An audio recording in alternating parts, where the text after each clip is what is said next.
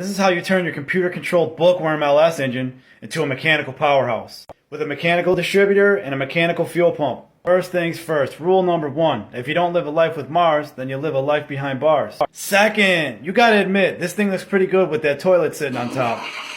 It's a conversion kit timing cover, and if you want to run the mechanical fuel pump, you'll have to get the one that accommodates that. Some of them don't offer it up here. Alright, so this is what you're looking at. This is where the distributor drops in, and right here is where the fuel pump goes. This is how it works. It's kind of like a cam button. But this piece here is just an extension of the cam at this point. It's got a dowel pin on it. You can't install it wrong. These are the bolts that go through and bolt it onto the end of the camshaft. Once the distributor is dropped in, the gear runs that, and this extension has a lobe on it to run the Ford style fuel pump. And it accepts the Ford style fuel pump because it has the really long arm on it.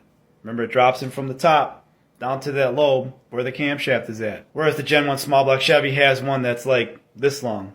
Or so, that's what your girlfriend told me. So in this application it says requires Ford small block distributor, MSD, or equivalent. In that case it means they also make a GM HEI Chevy distributor that fits this as well. Here's Chevy's version that works for it as well. And I gotta tell you, I've seen this in person on a dirt track car and it looks god awful. You can say whatever you want, but that Ford distributor looks so at home right now.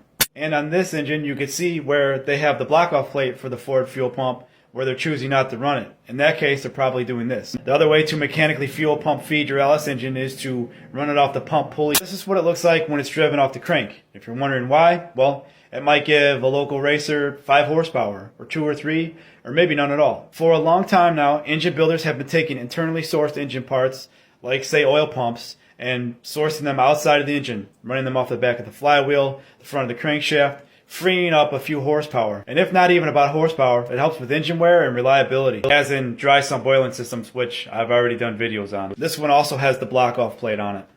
This is what it looks like installed all by itself.